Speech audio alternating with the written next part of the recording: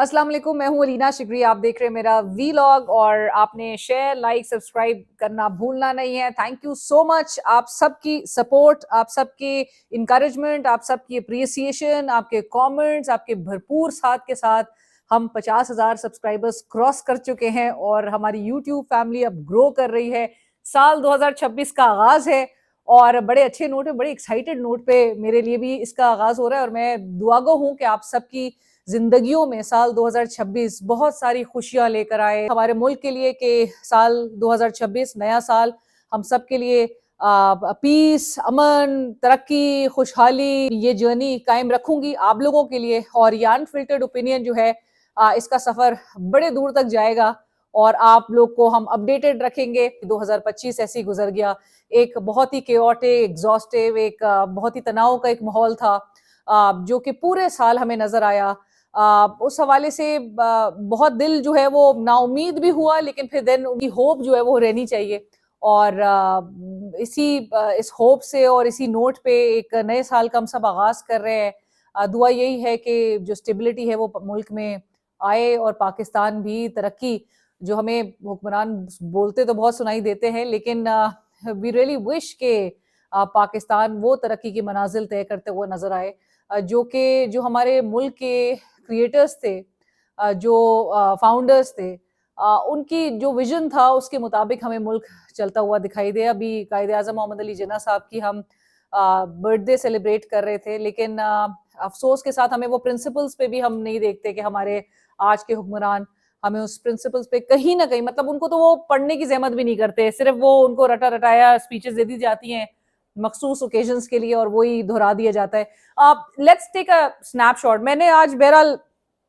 एक year ender के लिहाज से मैं आपको अलग से भी एक वीडियो हम करेंगे, दीगर शोबों में जिस किस्म की एक सूरत हाल रही, आपके लिए कुछ सवालात भी अपने वीलॉग में छोड़े जाती हूँ कि आपके लिए 2025 का साल कैसा रहा, 2025 का साल ओवरऑल कैसा था। कोई कुछ डिफरेंट नहीं था 2-3 साल से जिस किस्म के हालात चले आ रहे हैं। और साल के आगाज तक, मतलब अफसोस के साथ 31 दिसंबर, मैं जब अभी ये रिकॉर्ड करी हूँ 12 बज के ऊपर हो चुके हैं, 31 दिसंबर, और मुझे किसी ने कमेंट में भी लिखा था कि आप अपने वीलॉग के आगाज में ही डेट, टाइम जरूर, दिन जरूर बताया करें। तो मैं सर बिल्कुल जहां तक मुझे याद रह सका मैं जरूर कोशिश करूंगी कि हर वीलॉग का आगाज फिर आहिस्ता आहिस्ता आदत बनी जाएगी। So by the time I am recording this and मैं लाइक आई सेड कि मैं एक अलग वीडियो ईयर 2025 के हवाले से जो जिस किस्म का माहौल था उस पर तो मैं जरूर करूंगी, लेकिन मोटी मोटी चीजें हमें क्या नजर आई 2025 ईयर में। हमने हमारा जो एक सबसे बेस्ट इवेंट था वो ये था, जो हमारी सबसे बड़ी कामयाबी थी, वो पाक इंडिया वॉर। हमने वो जंग जो है अपनी आंखों से देखी, उसमें हमने हिस्सा लिया। लोगों ने तो सोशल मीडिया के थ्रू जो है वो किस तरह से भारत को मुंह तोड़ जवाब दिया वो भी आपने देखा। हमने जंगी मैदान में हमारे जवानों ने जिस तरह से, आपको पता है कि भारत को जिस हजीमत का सामना करना पड़ा, एम्बैरेसमेंट का सामना करना पड़ा, 6 जंगी तैयारे हमने 6-0, एक ऐसी अब एक मेरे ख्याल से स्कोर है कि जो दिलों पे काव हो गया है हमारे भी और उनके भी। सो ये हमारे लिए एक बेस्ट मोमेंट था कि जहां पर हमने देखा आलमी सतह पर हमें जो प्रोमिनेंस हमने हासिल की पाकिस्तान में, जितने पाकिस्तान के एडवर्सरीज ने पाकिस्तान को आइसोलेट करने के लिए जो कोशिशें वो करते रहे, उससे हुआ ये कि अल्लाह ताला ने हमारे लिए ये चीज स्टोर करी हुई थी और हम पाकिस्तान ने प्रोमिनेंस गेन की, जो डिटरेंस क्रेडिबिलिटी थी उसको हमने रीस्टैब्लिश किया, दुनिया को दिखा दिया कि हमारा स्किल सेट क्या था। पाकिस्तान एयरफोर्स की तो कमाल ही क्या बात है। अच्छा, इंटरेस्टिंगली बहुत सारे लोग मुझसे पूछते भी हैं कि मेरे चाचा शाहिद हामिद शिगरी, जो कि एयर कोमोडोर रिटायर्ड थे और फाइटर पायलट, उनकी बड़ी तारीफ भी करते हैं। इवन हमारे जो एयर चीफ्स रहे हैं उनसे जब भी मुलाकात हुई है, फॉर्मर भी और जितने अफसरान इससे मुंसलिक हैं, उनके जो बैचमेट्स थे, वो इतनी तारीफ करते हैं। और हमने like I always mention this कि अफवाज पाकिस्तान मतलब हमारे लिए तो एक और ही एक दर्जा रखती है हमारे दिलों में, चाहे वो एयरफोर्स हो, चाहे वो पुलिस हो, चाहे वो नेवी हो, चाहे वो बरी फौज हो, फैमिली मेंबर्स एसोसिएटेड है। और जब भी हम देखते हैं कि भारत के साथ हमारे एडवर्सरीज को जब हम शिकस्त देते हैं, तो वो मेरे ख्याल से सिर्फ हमारे सेंटिमेंट्स नहीं, पूरे पाकिस्तानियों के सेंटिमेंट्स वो फिर सारे वी कैन ऑल रिलेट। और जिस किस्म के पाकिस्तान इंडिया के उस कॉन्फ्लिक्ट में पाकिस्तान की जो मिलिट्री कन्वेंशनल और जो डिजिटल वॉरफेयर में हमने जिस महारत का सबूत दिया, वो दुनिया उसकी मुतरफ है। इसके साथ साथ ही मैं यहाँ पे ये भी मेंशन करना चाहती हूँ कि उस कामयाबी के साथ उस आफ्टर मैथ में उसके हमने दो ऐसी चीजें देखी कि एक तो भारत ने आबी जहारियत दिखाना जो है वो आपको पता है कि किस तरह से जारी किया था, इंडस वाटर ट्रीटी को सस्पेंड करके, फिर पानी का जो वॉल्यूम है उसको बार बार कम करके। सो एक आबादी को अफेक्ट करना, मतलब ह्यूमैनिटी को सफर कराना, भारत के ये ट्रू फेस है। इसके साथ साथ ही हमने इस कॉन्फ्लिक्ट के बाद देखा कि जी जो अफगानिस्तान और भारत की अलाइनमेंट हुई है, जो नेक्सस बना है, और वो ऑब्वियसली पाकिस्तान के खिलाफ, वो हमारे लिए ये बड़े चैलेंजेस हैं और पाकिस्तान उसको नेचुरली काउंटर करने की सलाहियत रखता है। किस तरह से काउंटर किया जाता है, क्योंकि पाकिस्तान, हम आज दिन तक भी देख रहे हैं कि हमारी जो फोर्सेस हैं, वो हमारे जवान हैं, वो शहीद हो रहे हैं इन्हीं दहशतगर्दों का मुकाबला करते हुए। उनको जहन्नुम हासिल भी कर रहे हैं, उन खवारिज को, दहशतगर्दी की अफरीद को ख़त्म करने के लिए जो कुर्बानियाँ दे रहे हैं, वो नेचुरली रायगा नहीं जाएगी। इसके साथ साथ ही हमने, ये हमारी सबसे बड़ी कामयाबी थी, लेकिन उसके साथ साथ जो हमें इंटरनल फ्रंट पे जो हमारा एक कॉन्फ्लिक्ट नजर आता है, दीगर फ्रंट्स पे जो महाज है, पॉलिटिकल फ्रंट पे तो मतलब आप आखिर दिन तक भी देख लीजिए कि अब बताया जा रहा है कि राना सनाउल्लाह साहब कह रहे हैं कि अगर ये 8 फरवरी को ऑपोजिशन अगर तो सड़कों पे निकलती है, पहिया जाम करती है, हड़ताल ऑब्जर्व करती है, तो फिर 9 मई का केस जो है वो तो केसेस अभी मौजूद हैं। सो 9 मई की ऐसी तलवार है जिसका दुनिया अब जान चुकी है कि 9 मई में कुछ भी नहीं निकला। अब मैं 9 मई से भी आपको रिलेट करके बताती हूँ, लिंक करके, कि अंसार अब्बासी साहब वो कॉलम लिख रहे हैं। अंसार अब्बासी साहब कॉलम में बता रहे हैं कि जी फैज हमीद साहब के वकील ने बताया है कि फैज हमीद इमरान खान के खिलाफ गवाही नहीं देगा। बट पूरी हुकूमत ने ये बयानिया बनाने की कोशिश की, एक नैरेटिव बिल्ड किया जा रहा था कि जी फैज हमीद, आपको पता है वो मलिक रियाज से भी मुतालिक यही कुछ कहा जाता कि मलिक रियाज आने वाले दिनों में जो है वो इमरान खान के खिलाफ गवाही दे सकता है। और मुझे याद है मैंने वीलॉग भी किया थी, सोहेल वड़ाई साहब, ये पूरा एक मफरूजे पे और पूरा एक बिल्डअप जो किया जाता है ना हमारे यहाँ, तो मुल्क में माशाल्लाह से हमारे सीनियर साफी भी पूरा इसी तरह की डायरेक्शन में चल रहे होते हैं, विद ऑल ड्यू रिस्पेक्ट। लेकिन मलिक रियाज का पूरा बिजनेस जो है वो इम्पैक्ट कर गया उसके ऑफिसेज में। यहाँ पर आपको याद है हमने तो व्लॉग भी किया था किस तरह से छापे मारे गए, चीजें कॉन्फिस्केट की गई, और जो कुछ उनको बिजनेस को सफर करवाया उनके, वो दुबई चले गए, उन्होंने दुबई में एम्पायर खड़े कर दिए। सो आपने, और फिर आपने दुनिया को दिखाया कि जी यहाँ पर जब यहाँ के लोकल इन्वेस्टर्स सेफ नहीं है, तो फिर आप बाहर के इन्वेस्टर्स किस तरह से लेकर आ रहे हैं। तलखियां बता रही हूँ मैं आपको 2025 की, और इस उम्मीद के साथ कि 2026 में हम ये चीजें रिपीट ना करें और कहीं ना कहीं कोई संजीदगी का मुजाहरा करे कि खुदारा आपने 3 साल से जो स्ट्रैटेजी रखी है उस, क्योंकि 9 मई को भी अब 3 साल होने लगे हैं, और 3 साल में जिस किस्म की आपने स्ट्रैटेजी और जो अपने ओपोनेंट को नीचा दिखाने के लिए आपने उसको जितना नीचा दिखाने की कोशिश की है वो उतना ही उभर के ऊपर आया है। सो आप एतराफ कर रहे हैं इस बात का। वजीर दिफा ख्वाजा आसिफ साहब ने एक टीवी टॉक शो में कहा कि उनको पूछा गया कि ख्वाजा साद रफीक साहब जो हैं वो भी कह रहे हैं कि जी आपका बयानिया नहीं बन पा रहा और हुकूमत जो है वो नहीं कर पा रही कुछ भी, तो पॉलिटिकल एंटिटीज एक दूसरे के साथ एक्सेप्ट करें और एक दूसरे के साथ बातचीत करें। ख्वाजा आसिफ साहब ने एक्सेप्ट किया ये बात कि नहीं, बात बिल्कुल ठीक है, इफ नॉट 100%, लेकिन मैं काफी हद तक मैं इस बात से एग्री करता हूँ कि जो बयानिया है वो हमसे नहीं, जो हमने कामयाबियां हासिल की हम उसको नहीं उस तरह से दिखा पाए। क्यों? वजह इसलिए कि आपका जो ओपोनेंट था, आपका जो एक मुखालिफ जेल के अंदर बैठा है, आपने सड़ तोड़ कोशिशें कर ली हर इकदाम उसको बुरा दिखाने के लिए, लेकिन उसके साथ पब्लिक खड़ी है। कोई चीज, क्योंकि आपने जितने केसेस बनाए वो सियासी इंतकाम पर मबनी थे,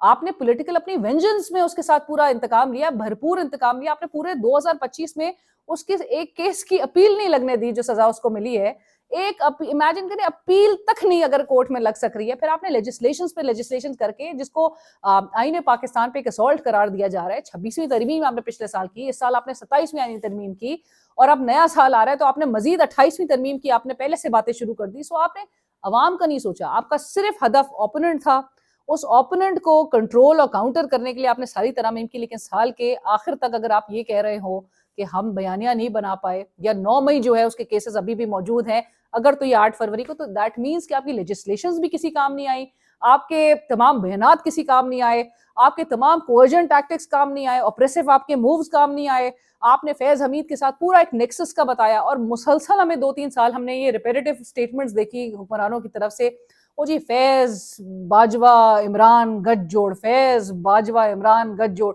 फैज बाजवा इमरान गठजोड़। हमें हिफ्ज हो गई ये चीज, लेकिन एविडेंस जब पूछा गया तो एविडेंस नहीं था। राना सनाउल्लाह साहब ने मेरे ही प्रोग्राम में कहा था कि नहीं जी रूमर्स थे, मतलब राना साहब बसद एहतराम, उन्होंने ही कहा था ऑडियो वीडियोस मौजूद है कि फैज और इमरान का पूरा नेक्सस है ये। अब कह रहे हैं कि जी नहीं ये रूमर्स थे। तो ये वही बात हो गई कि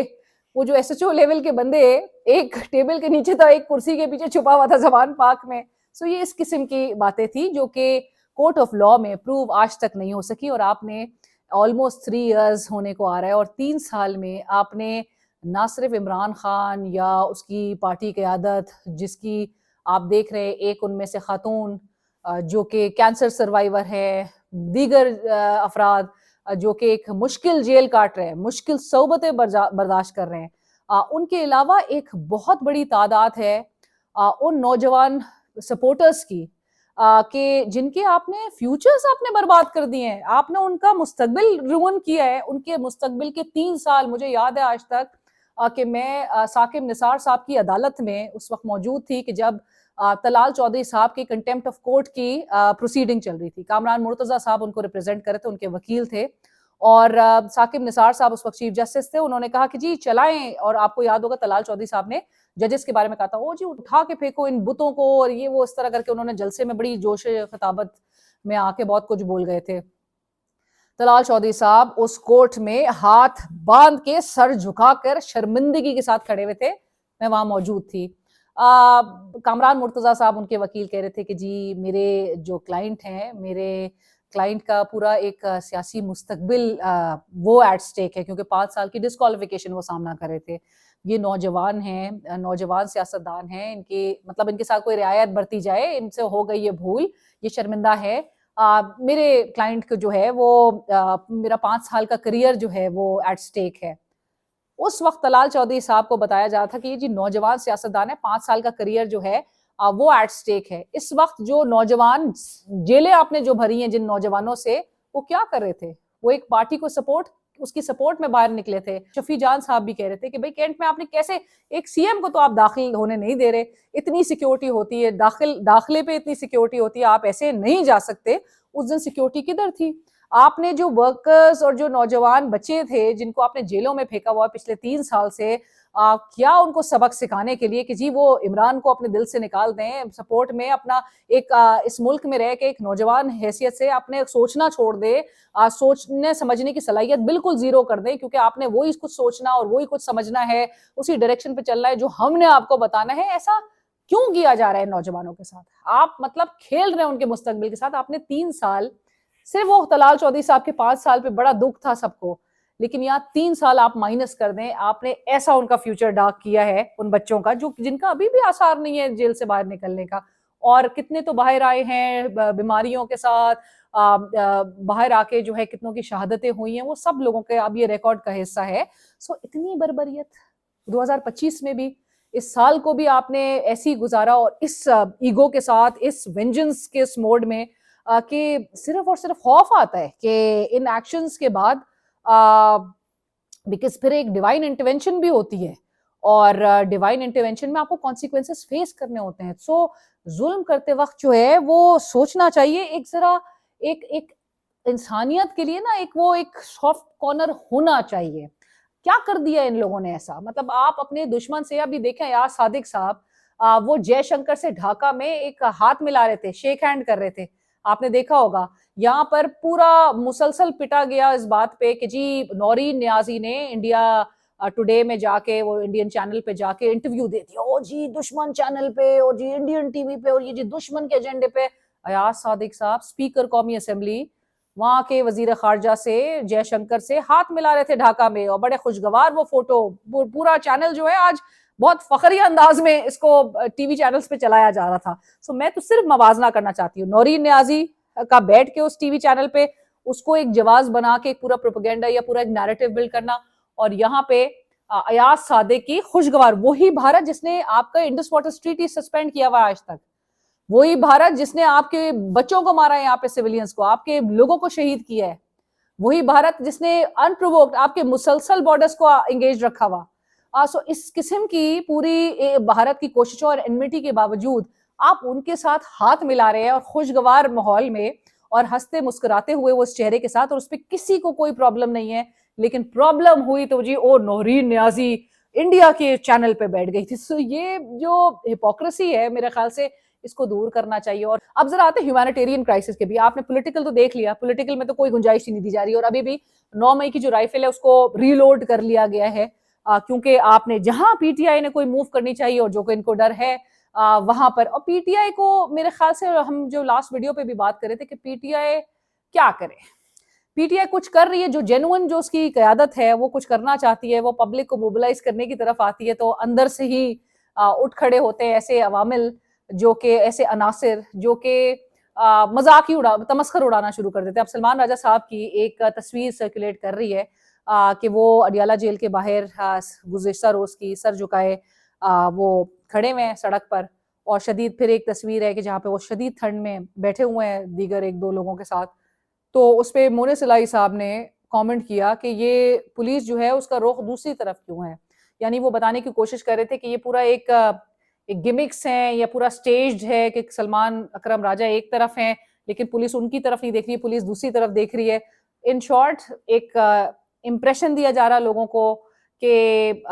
ये देखें जी ये लोग ये इनका हाल है और ये पूरा एक स्टेज्ड इनकी एक पूरे कारनामे हैं। सो ये पार्टी के अंदर से मतलब कॉज पे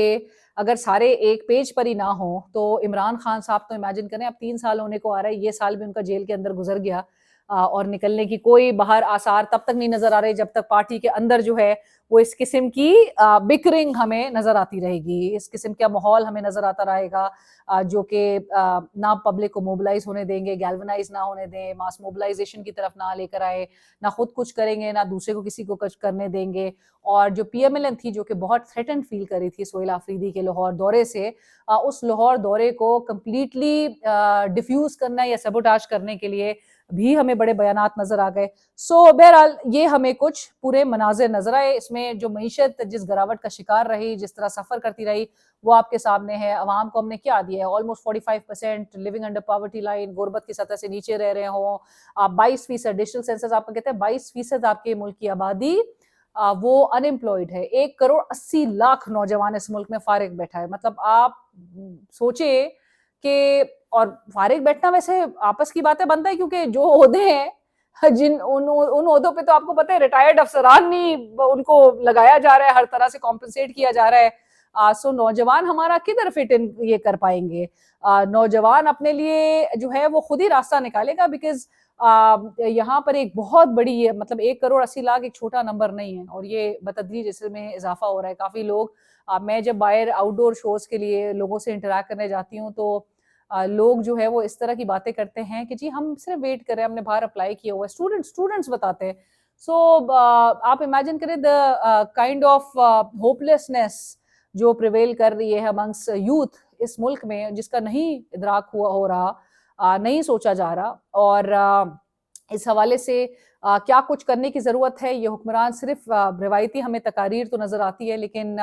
अब बहरहाल हमें फिर विजन अगले विजन्स का बताया जा रहा है। तो लेकिन विजन और अगर सियासी मेच्योरिटी इतनी होती तो इस केओस की सिचुएशन से बाहर निकलने के लिए हमें हुकूमत नज़र आती, उसकी तरफ से कोई संजीदगी, लेकिन वो ताहाल हमें नजर नहीं आई। और मीडिया ने मेरे ख्याल से जो खदगनों का हमारा ये 1 साल कहना इसको गलत नहीं होगा, क्योंकि जितने कब्ज जितने मुकदमात मतीउल्लाह जान साहब हों या दीगर सत्तूर हों या दीगर जो एक्टिविस्ट हैं उनके खिलाफ मुकदमात, उनकी सुनवाई ना होना, मुकदमात में भी आप हिडियस किस्म के चार्जेस उनके ऊपर लगा देना, इन शॉर्ट कुछ नहीं निकल सका इस पूरे साल भी। अब आप कह रहे हैं कि फैज हमीद साहब जो है वो गवाही इमरान खान साहब के खिलाफ, तो पहले ही पता था, मैंने एक वीलॉग में आपको बताया कि गुज़िश्ता साल 2026 के दिसंबर में जो आईएसपीआर की प्रेस रिलीज थी उसमें 9 मई से मामलात की तहकीकात का जिक्र था, लेकिन जो 2025 के दिसंबर में जब उनको कोर्ट मार्शल के थ्रू सजा सुनाई गई, तो उस सजा के साथ साथ वो जो प्रेस रिलीज थी उसमें 9 मई का जिक्र कहीं नहीं था, जिससे हम आपको पहले ही अपने व्लॉग में बता चुके थे कि 9 मई में कुछ नहीं निकलता हुआ दिखाई दे रहा। तो कुछ सवालात आपके लिए, आप जरूर अपनी राय से आगाह कीजिए, इस पर कमेंट कीजिए और हम उसको अपने व्लॉग का हिस्सा बनाएंगे, चलाएंगे भी। और उस पर आप अपनी राय जरूर उसका इजहार करें, जहां पर आप हमें ये बताएं जरूर कि 2025 में आपकी सबसे मेमोरेबल मोमेंट आपके लिए क्या रहा, एक यादगार आपके मोमेंट क्या था, और जो एक कोई मायूस कुन मोमेंट, ऐसे डिसअपॉइंटिंग मोमेंट आपके लिए क्या था। इसके साथ साथ ही आप ये भी बताइए कि आप 2026 में क्या तब्दीली पाकिस्तान में देखना चाहेंगे, और 2025 का आपको लीडर ऑफ द ईयर आप किसे समझते हैं, 2025 का आप लायर ऑफ द ईयर किसको समझते हैं, 2025 का आप कावर्ड ऑफ द ईयर किसे खिताब देते हैं, और असल तमगा 2025 में बहुत तमगे मिले हैं, 2026 में भी बहुत तमगे ड्यू हैं कि जो सबसे अच्छा खुशामद करेगा उसको बहुत तमगों से नवाजा जाएगा। 2025 में बहुत तमगे मिले, लेकिन असल तमगा अगर तो तमगों की वाकई में आप समझे कि एक ट्रू सेंस में कोई उसकी इंपॉर्टेंस को समझा जाए, या तमगों की जो एक एक एक एक इन रियल एक उसकी एक वक़्त जो है अगर आपकी नज़र में आप समझते हैं, तो वो तमगा सही मानों में किसे मिलना चाहिए था, और जो तमगे जो हुकूमत बांट रही है उस हिसाब से तमगा सबसे एक अहम तमगा आप किसको देते इस पूरे साल खुशामद करने का। इस पे जरूर अपनी राय से आगाह कीजिएगा और हम अपने नेक्स्ट व्लॉग में शामिल करेंगे। चैनल को सब्सक्राइब कीजिए, फीडबैक सजेशन से जरूर आगाह कीजिए।